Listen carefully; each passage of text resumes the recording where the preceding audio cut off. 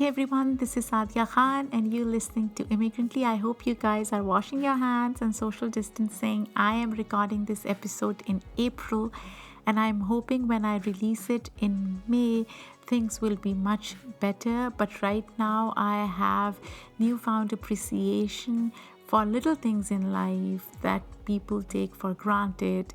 For instance, today I am craving bubble tea, but I'm also grateful and I realize that I am privileged to be able to stay home, cook, relax, while there are so many people on the front lines who are literally risking their lives to save ours. So, a shout out to all of them: doctors, nurses, grocery store workers, emergency crew. Thank you for what you're doing. We are better because of you. Stay safe. And now to our today's guest, Iram Parveen Bilal. She is a creator, a physics-Olympian-turned-filmmaker. She wears 8 rings on her body and appreciates honesty. She is an enabler who focuses on thought-provoking stories that are socially impactful and envision an inclusive world. This is how Iram describes herself. When someone uses these words to describe themselves, you know that the art they produce is going to be interesting and thought provoking, to say the least. And what more could you expect from someone who believes that genuine curiosity is the antidote to fear? Iram's films have addressed a lot of issues like feudalism, youth movements, cultural stigma, generational ties, and poverty. Her latest film is I Will Meet You There. I've watched this film and I loved it. It's a story that follows the father daughter journey of Majeed, a Chicago policeman, and Dua, his teenage ballerina daughter, as he goes undercover in a mosque for a special FBI assignment. Here to speak with us today is Iram Parveen Bilal.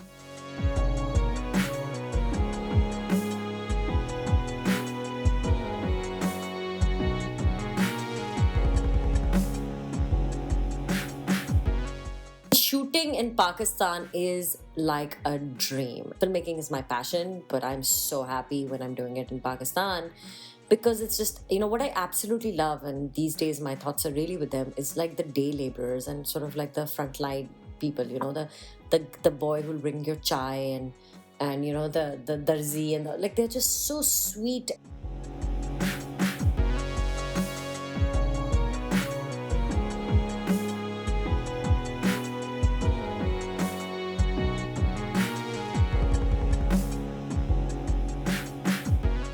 Thank you so much, Iram, for coming on my podcast. Yes, I'm so excited to chat with you. I've heard such good things about your podcast from Sheetal. I'm here for you. Khuli kitab. So let's start with your film, I'll Meet You There. I watched it and I loved it. And I have so many questions about the movie itself. But it was supposed to premiere at South by Southwest Festival. Unfortunately, it was cancelled due to the pandemic. So, what is the status now? I was just having a chat with an ex European sales agent who's now a consultant and consulting producer. Everybody just keeps using the same words: unprecedented, we have no idea, everything is on hold. And it just seems like such a doomed world. And especially for somebody who's been working on a project for 10 years. I mean, this was that passion project that, I have to make it, I have to make it. So it was like, wo wali film jo banani hai na, kuch bhi ho, marne se pehle banani hai. It was that personal film that, I was just stubborn, kidding, I have to make this. And it took so long and it was so impossible to make because it was such a niche personal story. So getting financing, getting distribute, everything has been challenging. So something like South by Southwest narrative competition, like the odds are 0.07%. I actually calculated them. To get into that level was like a dream for an independent filmmaker because it is the best launch. I mean, short of Sundance, so Sundance and South by are like considered two of the best festivals in the US, and then Tribeca and to be in that one of 10 films in competition, like it's the best shot you can have, like towards just the buzz and then possibly a great sales. And it was so close, it was 6 days away from it. And I had just had my first child. So I was actually through postpartum figuring out the delivery of the film, and Oh, everything was, wow. somehow magically I had done it. And then, that week was like a week from hell because it felt like you had a relative in the ICU and you knew they were going to pass away because it was like every day, oh, Facebook pulled out, everyone's texting me. And I'm like, I've read the news. I just don't want to believe it. Just stop telling me this.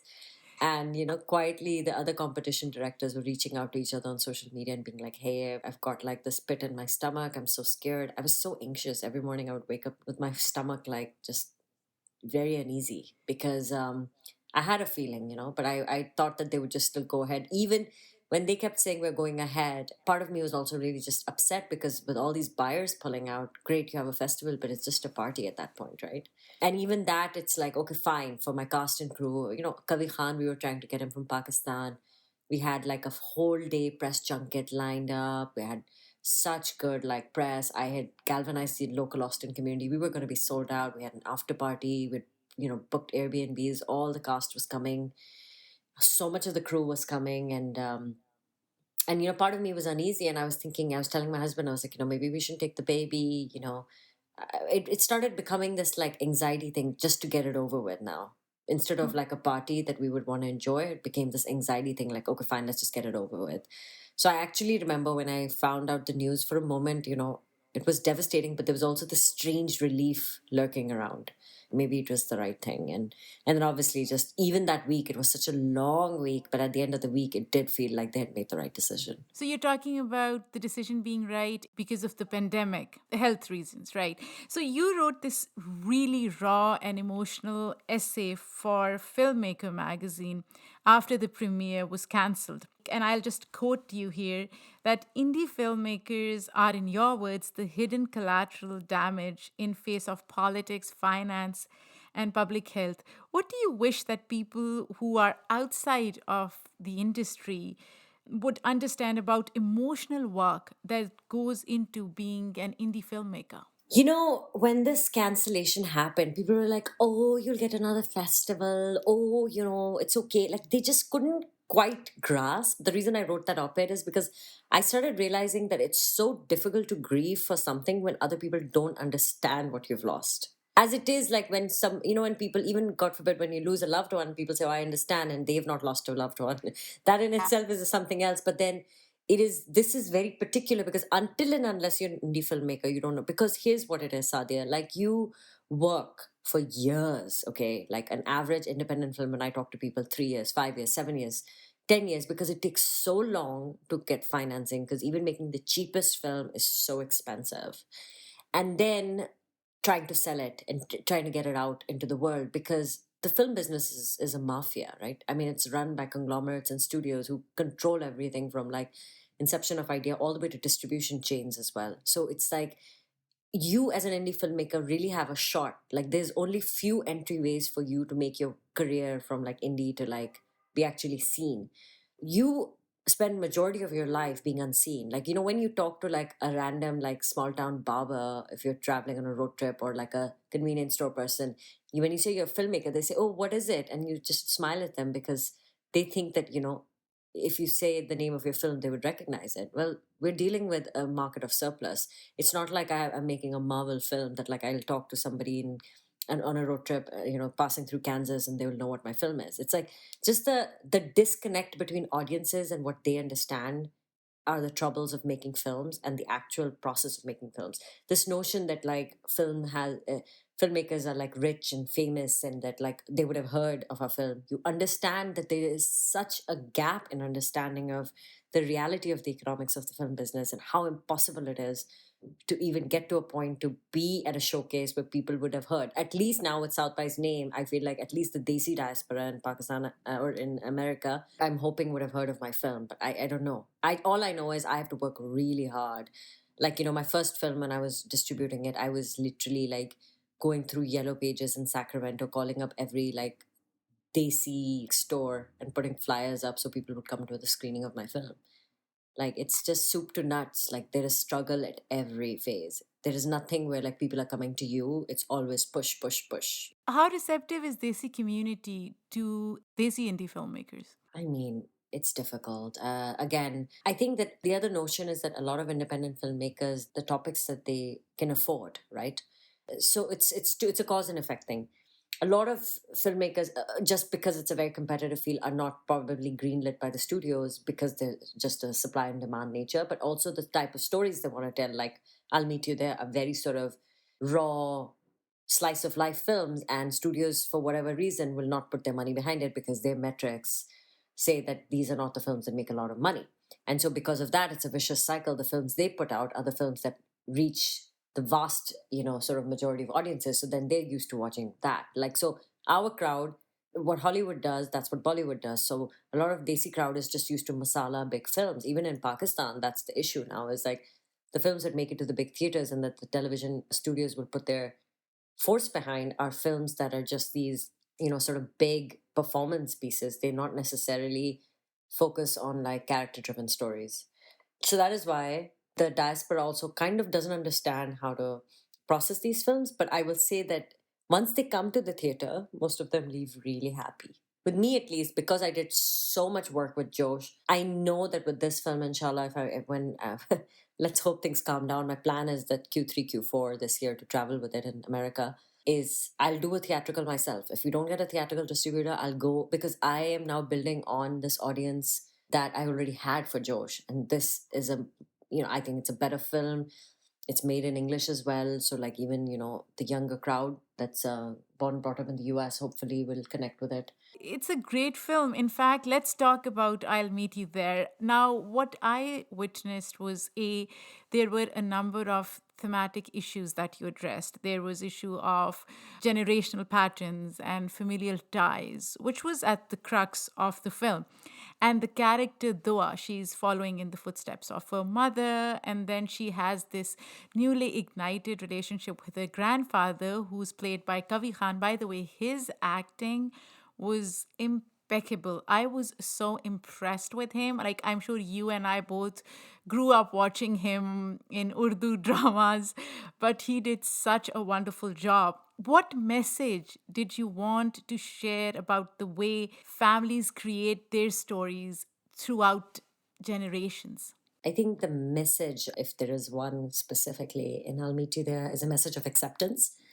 I think that we all live our own realities, and we all have our own baggage. We all have our own interpretation of ideology and the rules of the world, and the rules of books and the rules of God. And I think that in some space, that's why this film is called I'll Meet You There, based on the great Jalaluddin Rumi's quote. We need to understand to accept and coexist. We need to understand that everything is a shade of gray, and we need to sort of, proceed with that level of uncertainty and acceptance in our surroundings. And that it's not just a family, like a grandfather, father, and a daughter, as is in the case of this film. It's a larger conversation, which is why I feel this film is universal, is that it's a conversation between communities, between nationalities, between us versus them, and whatever we classify as other, is that there is always enough commonality to sort of meet somewhere in the middle. And that was it. I mean, that's the message. To me, the message of I'll Meet You There is that you should be okay to represent who you are and what your emotional truth is to your family, and your family should accept you. There's so much hurt that comes from a lot of, especially Asian sort of households, where we hide who we really are, whether it's like a sexuality issue or a love issue or a like career choice issue or a faith issue, that we are so worried about being judged and being sort of not loved anymore. I think at the heart of it, it's about being loved.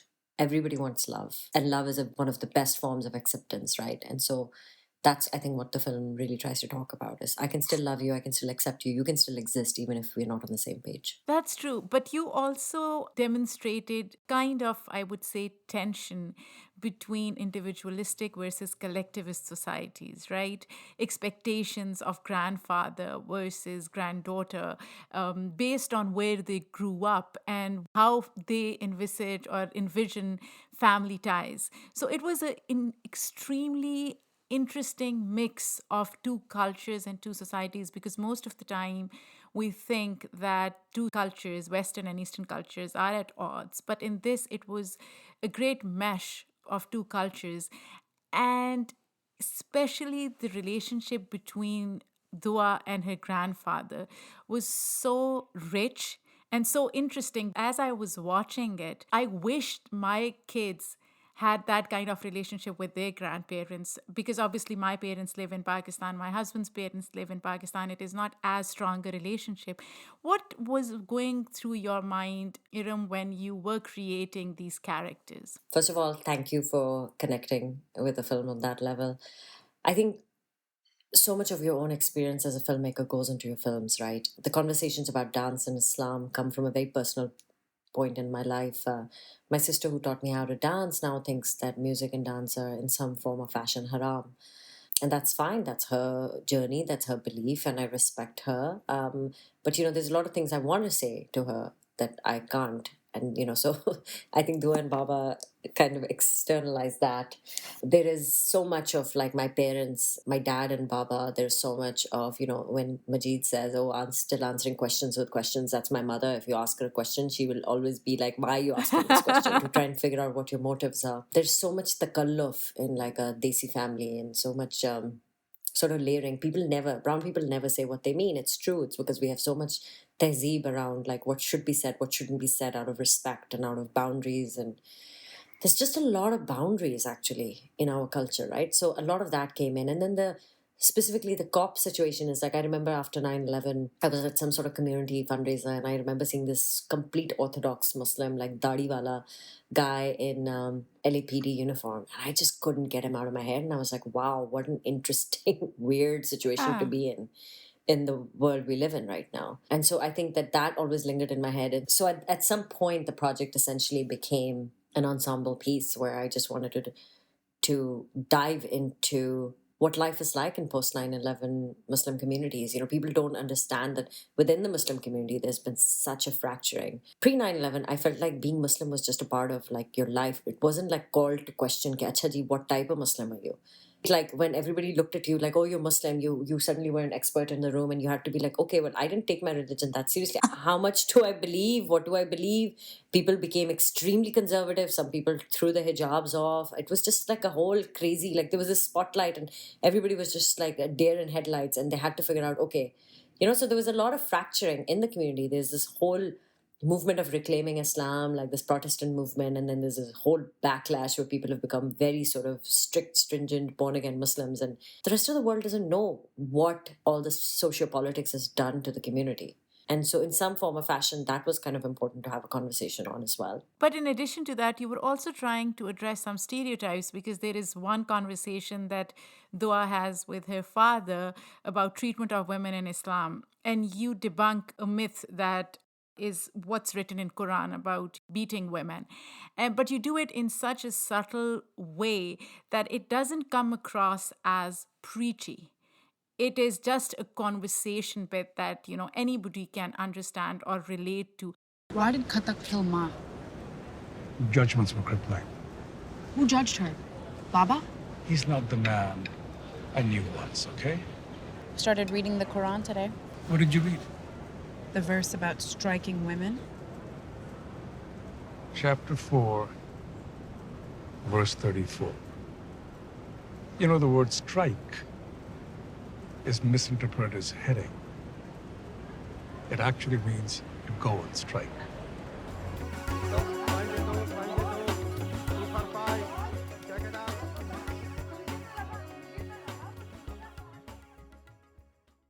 Was that a conscious effort on your part to debunk those stereotypes and narratives around Islam? I was a little worried because, I'm no scholar, and I had a bunch of scholars actually read the script because I knew that I was talking about verses from the Quran, and I wanted to make sure, at one level, it's a character. Any character can have any point of view, but people just go up in arms when you were talking about anything remotely religious. So I really, I had a bunch of, this was actually a suggestion from a scholar that I had spoken to, and I said, yeah, it's very important to me that I'm not trying to be that filmmaker who's just slashing anyone who's religious. Like I didn't want it to be that, which is why I wanted to show that, yes, the Quran is misinterpreted. Sure, there might also be things in the Quran that, one of the characters doesn't agree with. And that's their reality. So I wanted to have shades of gray everywhere. So yes, it was very intentional. I didn't, I don't say whether dance is haram or halal. Like, it does not say. The film doesn't have one point of view. It has two points of view. And it's like, you, the audience, should decide who you really agree with. So yes, it was important to me. And it was important to kind of also kind of gesture towards, yes, there are certain things that are misinterpreted. The meaning of jihad is misinterpreted. It's interesting. A lot of people, Paul Feig just saw the film, and I was honored that he loved it. And he said, I've learned so much in just 90 minutes. That's what I was going to say. I think for a Western audience, it is such an interesting film, and it's done so brilliantly that if somebody were to learn something or take away from it, it won't come across as boring or preachy, but just, part of the conversation. Yeah, I really hope so, Sadia. I mean, inshallah, my dream is to really travel with the film and engage, but it's heartbreaking. I don't even know if there's any space for that dreaming right now. So I just must quietly wait. Is film ke saath, I mean, sabr has been a big thing. I mean, this film has been doomed from the beginning. I mean, we lost the financing twice. We've shot it in 18, 19 days. It's just been so, which is why I think that the result of South by was like such a, oh my God, it all paid off. And then this happened. So we just kind of like, I'm just moving forward. I'm working on something else. Thankfully, I have that I'm right now being paid to write. And I'm just trying not to think about it because it hurts so much when I go down that rabbit hole. I think it's an important film, and I personally think it's really going to resonate because when we had test screenings, I had people, and so for me, it was very important not to, because my first film, Josh, really just related with like people of your generation who came from Pakistan and had the nostalgia factor. But I felt that I wasn't able to connect with, like, I guess it's called the first generation, the people who were born here. And so this film was very important to me because I sent it to a bunch of specific people in the test screening phase. And these girls called me. These are girls who grew up here. And they said, this was my story. And she said, I couldn't stop crying. She said, I relate to that scene where he says, you haven't read the Quran, like in such a sweet but judgmental manner. There were so many people who said, this is my story. And I was so excited. I was like, okay, this is going to be great because we're going to have, and actually people across cultures. This film has, one of the co-producers is Jewish. One of the co-producers is a Baptist, raised Baptist. Heather Ray comes from an indigenous culture. It's like fully like very sort of diverse religions, a lot of women in the crew, and all these people related. Like, I remember when we were shooting the raid scene, like just when I was just rehearsing, like my ads were coming shuddering and crying. They're like, I can't watch this. And I said, well, this is how brutal it is. And they're like, it's so brutal just in this acting, just while we're rehearsing it. I can't even imagine what it is, but it's true. I mean, these things happen. So Why did you choose Chicago, by the way? Because I would have assumed it would either be LA or New York, but you chose Chicago. Was there any significance of the location itself? So we actually shot the film in New York for Chicago. So I'm glad we fooled you a Oh, little so I bit. kept on thinking it looks, and then I was like, no, it says Chicago, so it must be Chicago. Now, we actually had a second unit go and film in Chicago, so there's a bunch of stuff that is Chicago. Well, the reason is, New York, it becomes very, 9/11 baggage. And LA, we don't have, like, it's a very dispersed sort of community, like LA is very sort of just, you don't have that sort of the feel of the streets that you have. We filmed this on Jackson Heights or Devon. Chicago was important for me for two reasons. I feel like there's a lot of segregation of community in Chicago. I feel like New York and LA in some ways still is. Yes, you have like your little Ethiopia and you have like Koreatown and little Tokyo, but people are somehow a little more mixy. And same with New York, it's a melting pot.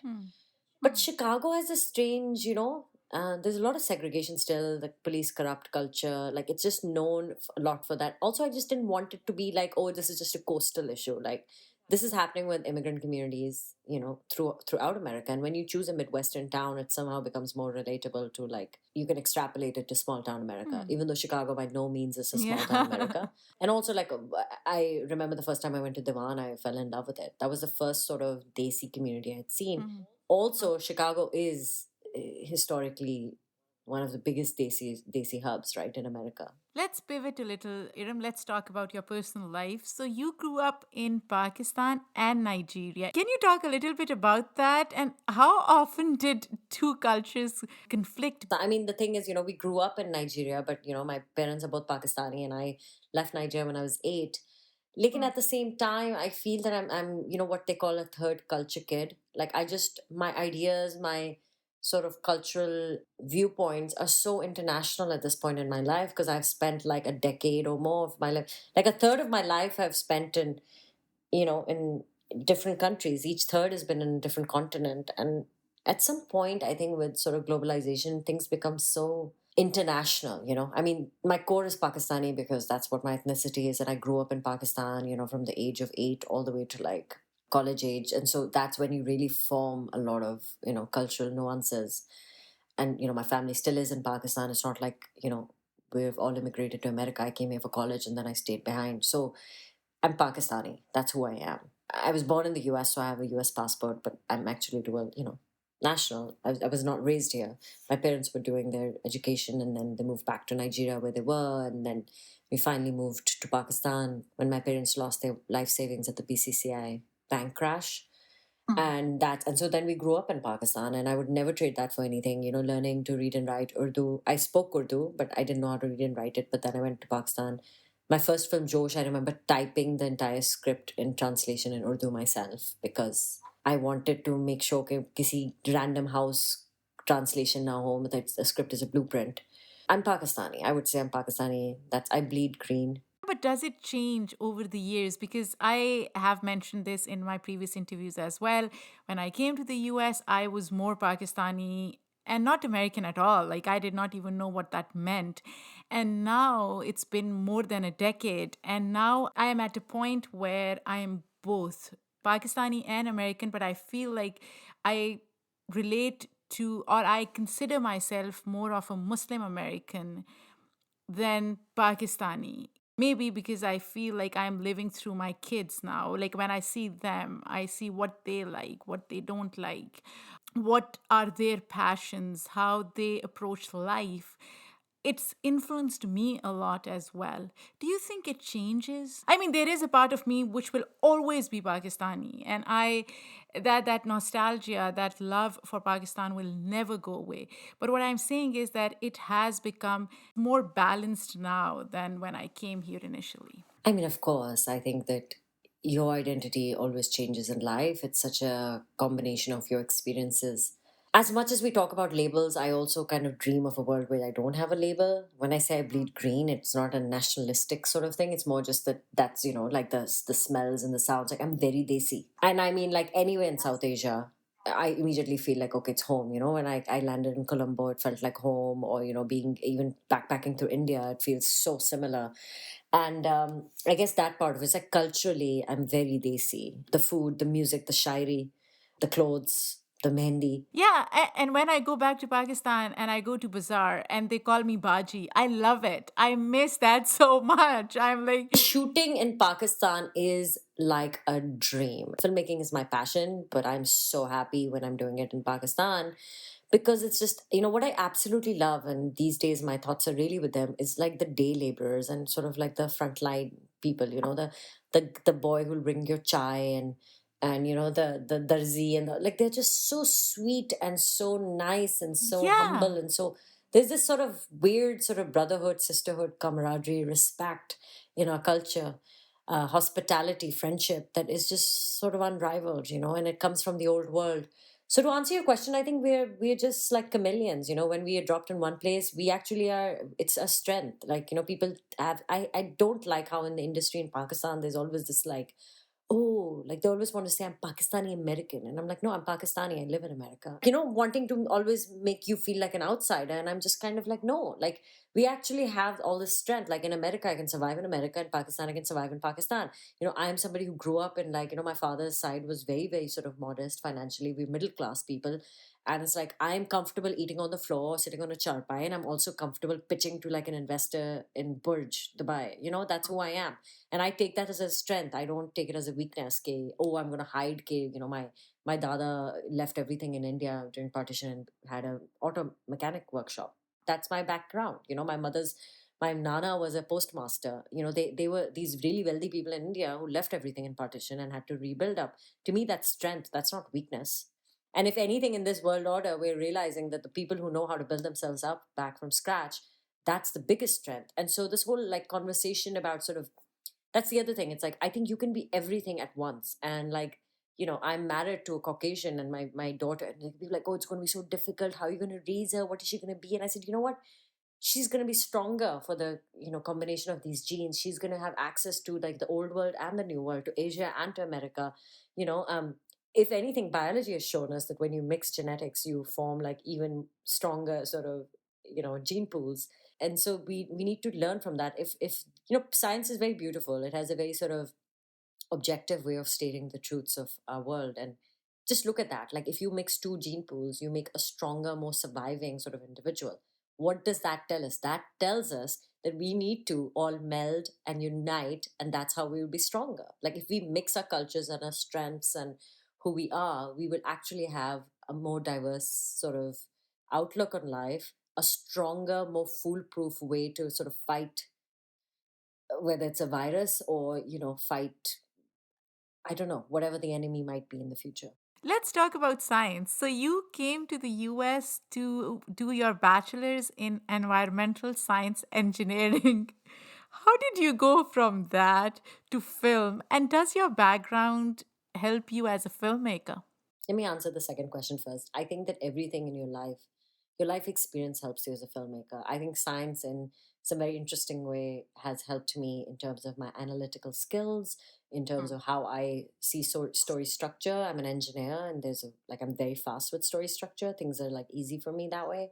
I'm not worried about tech on set. Like, I'm not like worried about talking about depth of field and like wide angles and like longer lenses and wide lenses. Like, I'm not uncomfortable around technology. I taught myself how to edit, and I edit now. Like, it's not, software is not difficult for me. As far as I grew up in a house where my mother is a physicist. In fact, like, in the 70s, my mom and her like five other sisters and her brother were all like scientists, like botanists, physicists. My mamu went to McGill for his PhD in the 70s. So in the 70s, for Pakistani women to all have their masters, I mean, that was actually, anywhere in the world, that was pretty amazing. So I come from a lot of education on my mom's side, and my dad was a chemistry professor. So science was a big part in the family. And I was Pakistan's first physics Olympiad girl.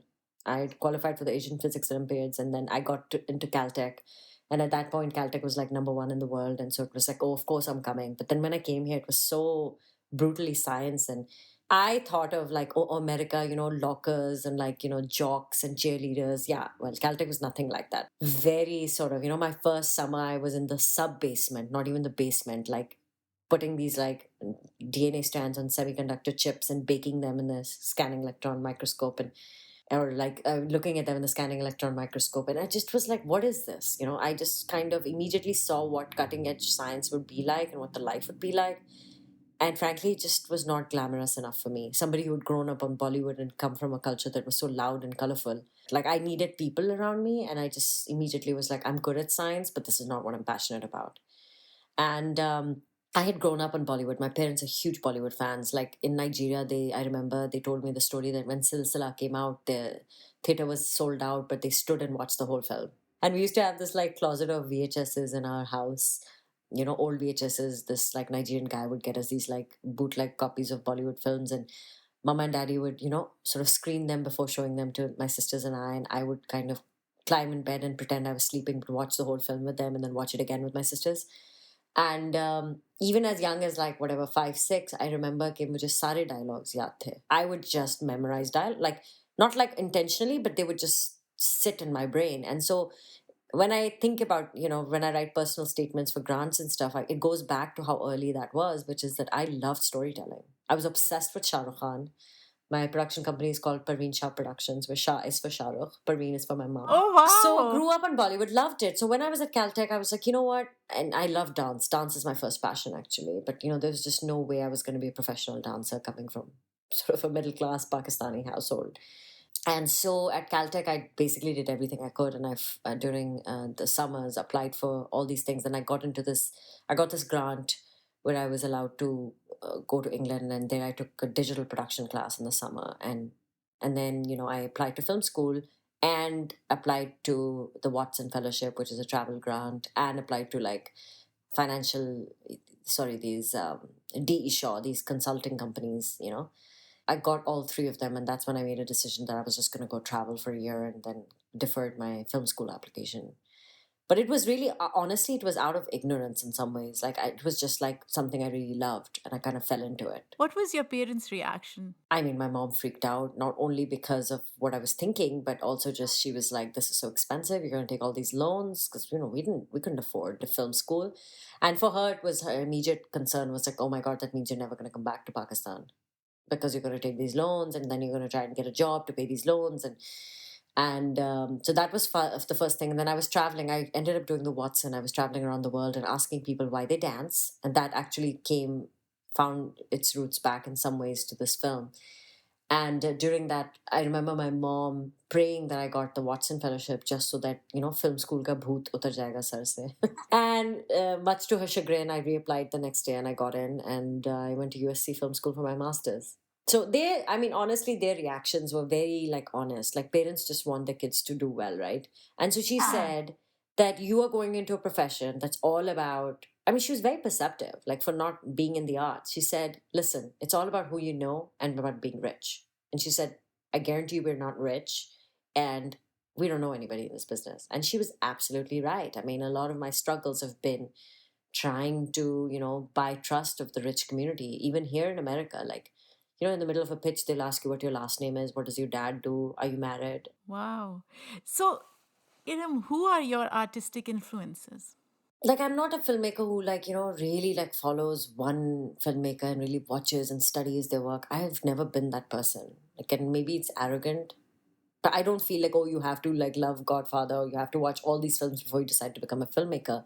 But some people who I really, really love are, I love Wong Kar-wai's work. In the Mood for Love is one of my favorite films.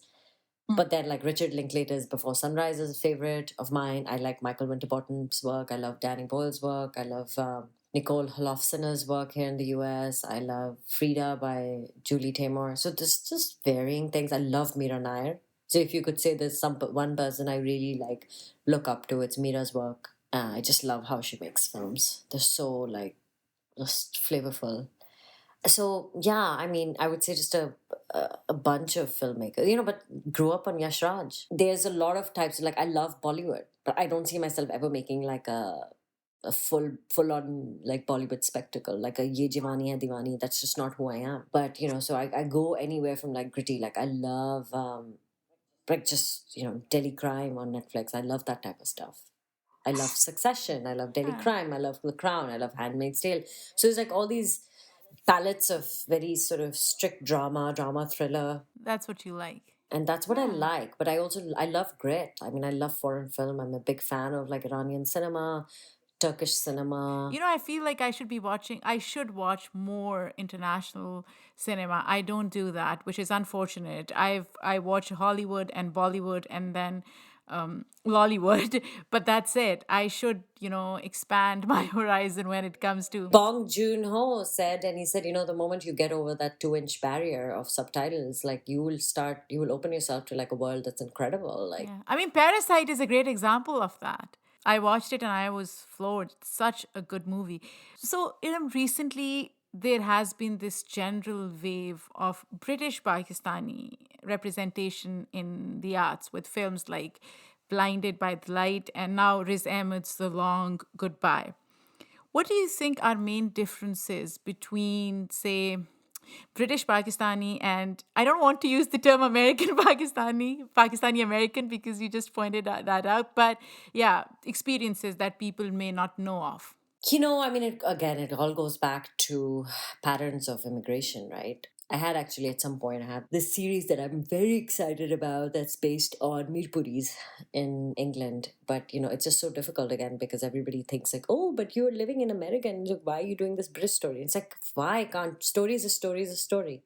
But in this day and age, it's so important that, people like your bio needs to fit where the stories are coming. What fascinates you about Mirpuri's story? To answer your question, like does the demographics of who went to Europe or England versus the demographics of who came to America defines the type of storytelling, right? I mean, the people who went to England in the 50s, 60s, 70s were a lot of villagers. So, the parents are villagers and the kids have gone to Oxford and Cambridge. So it's so much conflict there.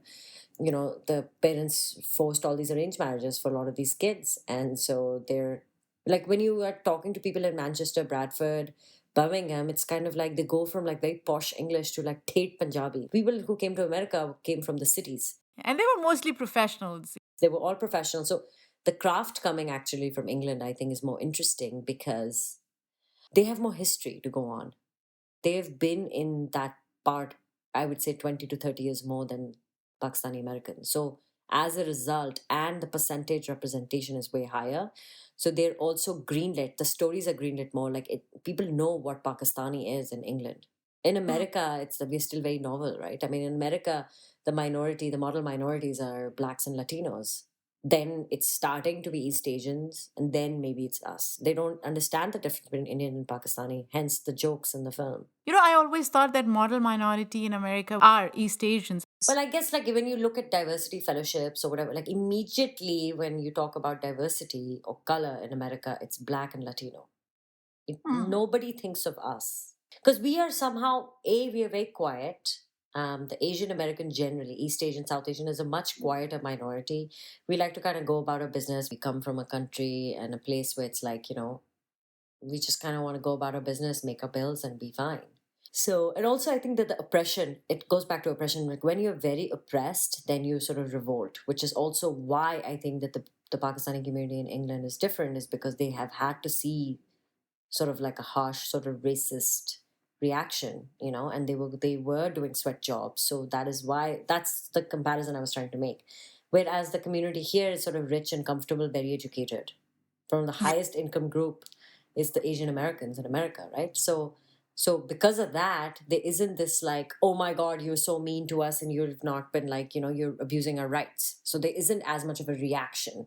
And in England, like, I feel like there's always more Indians than Pakistanis just by nature of the population, but like Pakistanis have their own representation. In America, like when you think brown, like for South Asia, it's immediately just Indian. There is no room for Pakistan. So, on your website, you state that you think that genuine curiosity is the antidote to fear. Can you elaborate on that? What does that mean? I mean, I think that sort of what I was saying earlier, like we need to not be scared of the other. Mm. And if we genuinely want to understand and travel and learn, then we won't be scared of other people because we'll realize that there's nothing to be scared of. There's so much common ground and there's so much beauty, even if they're different. And so, Mm. by genuine curiosity, I mean like when you're actually interested in learning about other people, not for the sake of just, pitching an idea for a script, but actually you want to know how they live, how they think, why they think the way they do. And then you understand. When you understand people, then you're not scared of them. Iram, can you share what you're working on right now? Well, I'm working on a series that I'm very excited about. I can't talk about it. I'm breaking this series that is set in South Asia that I'm super excited about. I have a project called Vakri. In Punjabi, that Ah, means like Anoki, like one of a kind. It was one of 15 projects selected at Cannes special market. They invite 15 mid-career directors, and I was one of them. So I was very proud to represent Pakistan. That's inspired by Kandil Baloch. It is not about her, but it's inspired by her spirit. And so it's about a accidental social media star. We're hoping to mm, shoot that end of next year. Everything is sort of like on hold and pushed because of this situation. So we're working on that on the feature side. And then I'm trying to get into the television space here in the US for writing and directing. I'm writing a thriller right now, which I'm very excited about. It's set in a very relevant space. Again, I can't talk about that more, but that's sort of my own passion project that I'm chipping away on. I wrote a television pilot on, it's about an ICE detention center, and it was about a Pakistani doctor who's thrown in, and you try and understand why she's in there. And she meets a Mexican freedom fighter matriarch who's 9 months pregnant. It's about their sort of, it's called Detained. And so that has made a bunch of lists in Hollywood. This was supposed to be a great time for me. it still I is. was supposed to go into Hopefully, all these yeah. meetings and talk about I'll meet you there and Detained and all these like, amazing things in the work. But, they're there, they're out there. People are reading them and watching, and we're trying to do whatever we can. But I'm right now just focusing on writing and trying to get opportunities to meet showrunners virtually so that I can get some sort of directing jobs for television lined up. That's wonderful. So, in the end, if you were to describe America, how would you do that? America is, it's an attempt for a society where we're not bogged down by tradition and rules. We can actually create and recreate ourselves. That's what I think the promise of the land is. But I think that very quickly, like at anywhere else, that promise of the land has changed, and now there are all these rules and there are these definitions of who is American and who isn't, and who's allowed and who's not allowed. But I think the beauty of this land is the possibility, and the possibility that you can go from rags to riches. It is still true. It's not an aristocratic society like England or like a super sort of class system sort of place like Pakistan. So I think America is very much still a land where you can redefine yourself, I would say. It's a land of ridding labels for new labels. Thank you so much, Iram. This was wonderful. Best of luck. I can't wait to see all the projects that you're working on. Inshallah. Thank you so much, Sadia. And I hope that we can talk to you again when we take the film out on the road.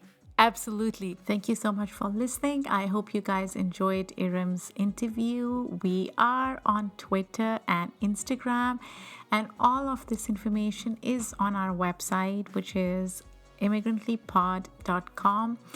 Be sure to tune in next week. We have another incredible story. In the meantime, stay safe and distant.